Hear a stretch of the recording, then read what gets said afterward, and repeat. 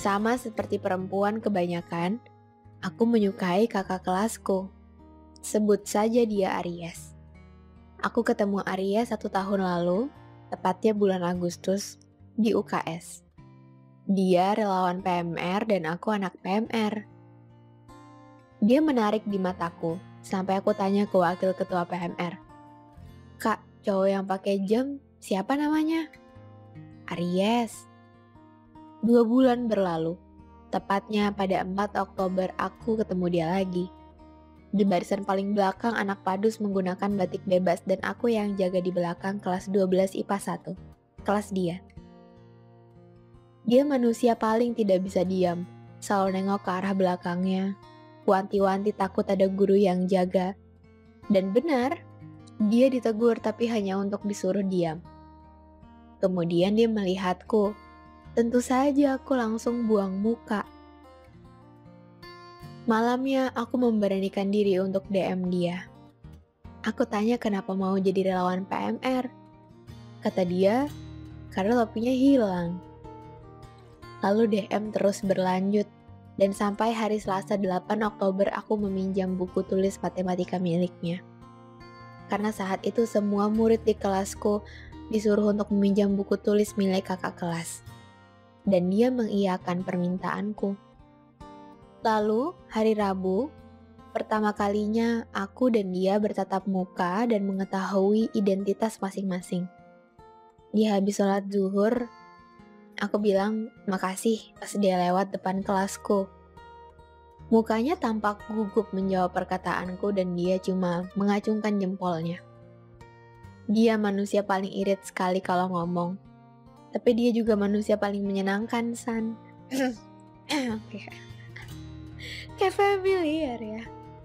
Sampai pada pertengahan Oktober temanku tahu aku lagi suka sama kakak kelas dan kebetulan dia punya nomor WhatsApp-nya. Lalu dia kasih ke aku tanpa aku minta. Kemudian aku DM dia lagi. Temen aku, si R, ngasih nomor kakak. Aku harus gimana? Ya udah save aja. Tapi jangan save back nomorku ya, kataku. Tapi ternyata dia menyimpan nomorku. Asli San, senang sekali waktu itu. Lalu pada 25 Oktober, untuk pertama kalinya kami chattingan di WhatsApp dengan panjang. Mulai dari dia bertanya kenapa aku gak ikut nemenin adik kelasku yang sedang pengukuhan, hingga dia menunjukkan foto adiknya dan mengirim foto dia sedang gimana dan menguatkanku ketika aku dapat nilai ulangan yang pas-pasan. Tapi siapa sangka kalau itu menjadi akhir dari chattingan kami. Dia masih hidup kok, chatnya aja yang udah berakhir. For your information, dia senasib sama aku San, korban broken home, dan punya 2 ibu. Aku tahu itu waktu dia ngepost foto anak kecil di WhatsApp, terus aku tanya, kakak punya adik berapa? Banyak banget. Itu adik dari lain ibu. Aku pikir selama chattingan aku udah cukup tahu banyak tentang dia. Tapi aku salah. Dia tuh kayak gurun. Dan di gurun itu aku gak pernah tersesat karena dia gak pernah mengizinkan aku untuk menemukan pintu masuk ke kehidupannya. Dan San, bukunya masih ada di aku karena kata dia buat aku aja. Tapi kan aku lagi berusaha move on. Bukankah sesuatu yang sengaja ditinggalkan akan menghambat proses move on, San? Oh iya, dia gak suka sama hal-hal sedih. Dan sekarang dia lagi kuliah di universitas terbaik di daerah Jawa. Tolong bilangin sama Arya sana, nanti akan lebih banyak ketidaktahuan aku tentang kamu. Baik-baik ya di sana. Semoga kamu tetap menjadi kamu. Semoga. Terima kasih sudah menyampaikannya sana dan juga tim yang jika memilih cerita ini. Sehat-sehat ya kalian. Dari Sagittarius. Tapi kayaknya kita semua pernah ya suka sama kakak kelas. Terus kita kira ceritanya akan panjang. Karena kan kita kalau ketemu orang gitu ya, itu kita pasti kan suka menduga-duga. Kira-kira nanti sama dia ceritanya gimana ya, kalau sama ini ceritanya gimana ya. Tapi ternyata yang sering kita lupa adalah gak semua orang masuk ke dalam kehidupan kita untuk nitipin cerita. Mungkin cuma iklan yang sekedar lewat. Mungkin karena kita ngerasa kita kayaknya udah ketemu orang yang tepat nih. Kita udah ketemu sama orang yang seru, yang semuanya udah ada gitu di orang itu. Tapi kan mungkin buat orang itu kita nggak kayak gitu. Kita nggak cukup tepat, nggak cukup seru, nggak cukup menarik perasaan dia untuk terus balas chat. Makanya tiba-tiba chat itu mesti selesai.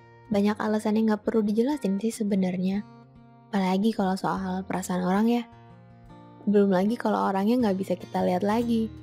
Mungkin dia jauh, pindah keluar kota, dan dia harus pergi yang lebih jauh lagi. Kadang tuh ya, ada beberapa batas yang nggak bisa kita pahamin gitu, dan mau nggak mau mesti kita terima.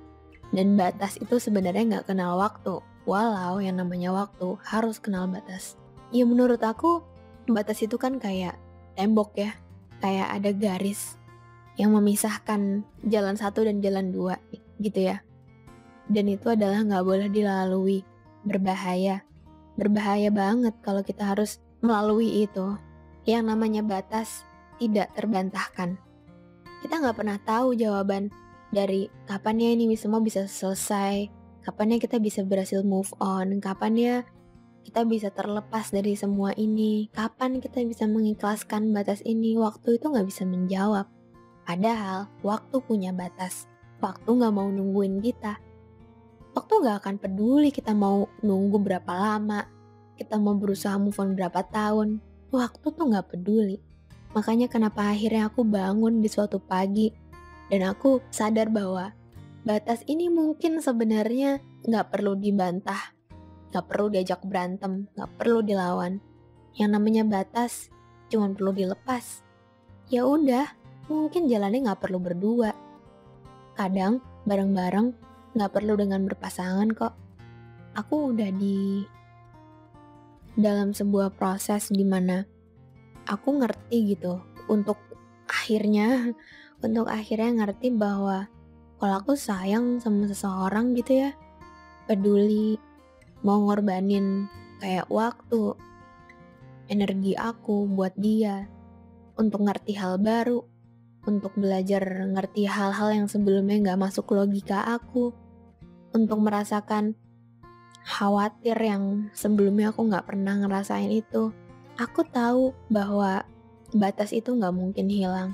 Jadi kalau sudah kelewatan dan berhubung jadi gak baik dan saling menyakitkan, mungkin jalan keluarnya ya puter balik. Cari kata kita di tempat lain. Kan gak harus dia.